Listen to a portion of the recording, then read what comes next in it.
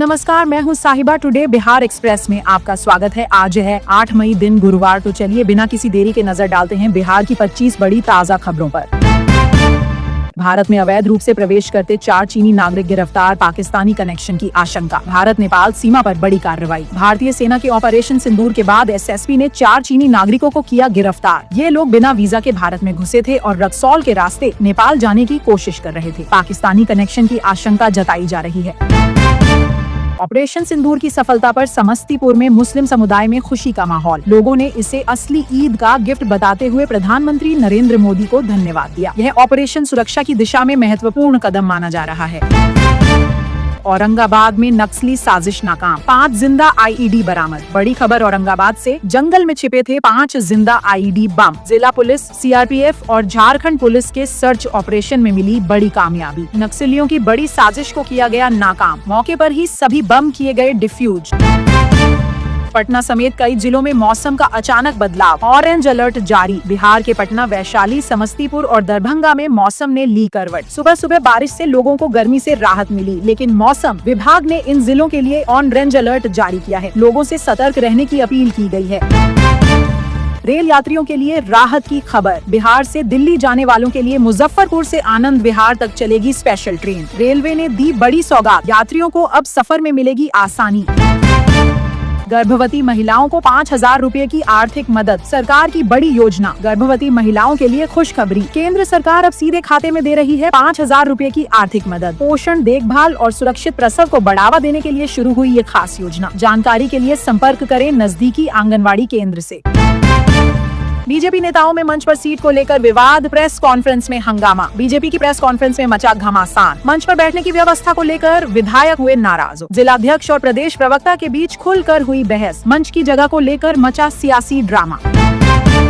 बिहार में चलेंगी हाईटेक बसें, नई सुविधाओं से लैस 166 बसें लॉन्च। अब सड़कों पर दौड़ेंगी अत्याधुनिक सुविधाओं से लैस 166 नई बसें। बिहार में इन बसों में CCTV, charging point, push back सीटें और फायर सेफ्टी जैसे आधुनिक उपकरण होंगे। यह बसें 76 रूटों पर चलेंगी। यात्रियों को मिलेगा बेहतर और सुरक्षित सफर। बिहार में किसानों को कम ब्याज पर कृषि ऋण, नई योजना की तैयारी। किसानों के लिए बड़ी सौगात। बिहार सरकार शुरू करने जा रही है कम ब्याज पर कृषि ऋण योजना। 8 मई को पटना में हो सकती है इसकी आधिकारिक घोषणा। खेती के लिए मिल सकेगा आसान और सस्ता कर्ज। भारत नेपाल बॉर्डर पर एसएसबी की 24 घंटे तैनाती, कड़ी निगरानी। भारत नेपाल सीमा पर तैनात एसएसबी जवानों की कड़ी सुरक्षा। किसी भी संदिग्ध नागरिक के प्रवेश पर रोक और बिना कागजात के सीमा पार करने पर पाबंदी। सुरक्षा स्थिति सामान्य रहने पर ही दी जा रही है आने जाने की अनुमति। हाजीपुर में ऑपरेशन सिंदूर की सफलता पर जश्न, पटाखे फोड़कर मनाया गया। हाजीपुर में ऑपरेशन सिंदूर की बड़ी सफलता पर खुशी का माहौल। लोगों ने चौराहे पर पटाखे फोड़कर मनाया जश्न, मिठाइयां बांटी और पाकिस्तान मुर्दाबाद के नारे लगाए। इस सफलता पर क्षेत्रीय लोगों में उत्साह का माहौल। वक्फ बोर्ड भूमि की जानकारी अब ऑनलाइन। बिहार में शुरू होगी डिजिटल पहल। बिहार सुन्नी वक्फ बोर्ड ने शुरू की बड़ी पहल। अब वक्फ बोर्ड की सभी भूमि की जानकारी पोर्टल पर अपलोड होगी। सीईओ ने जारी किए निर्देश। सभी वक्फ संपत्तियों का विवरण अब ऑनलाइन डेटाबेस में दर्ज होगा। कैमूर में सड़क हादसे में एक छात्र की मौत, दूसरा घायल। कैमूर से दुखद खबर, परीक्षा देने जा रहे 2 छात्रों की बाइक को अज्ञात वाहन ने मारी टक्कर। हादसे में एक छात्र की मौत, दूसरा गंभीर रूप से घायल। दोनों छात्र इंजीनियरिंग की परीक्षा देने जा रहे थे।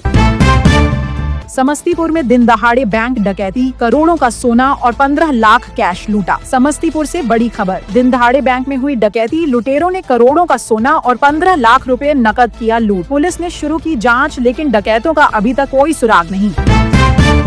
किसानों के लिए खुशखबरी, सरकार दे रही है सीधी आर्थिक मदद। किसानों के लिए बड़ी राहत। प्रधानमंत्री किसान सम्मान निधि योजना के तहत अब किसानों को मिलेगा सालाना 6,000 रुपए सीधे बैंक खाते में। हर 4 महीने में 2,000 रुपए की किस्त। जल्द से जल्द रजिस्ट्रेशन कराएं और योजना का लाभ उठाएं। बिहार चुनाव पर महागठबंधन की चौथी बैठक 18 मई को। जिला स्तर के नेता होंगे शामिल। बिहार विधानसभा चुनाव को लेकर महागठबंधन ने बुलाई चौथी बैठक। 18 मई को होने वाली इस बैठक में आरजेडी, कांग्रेस समेत सभी 6 घटक दलों के जिला स्तर के नेता होंगे शामिल। चुनावी रणनीति पर होगी चर्चा।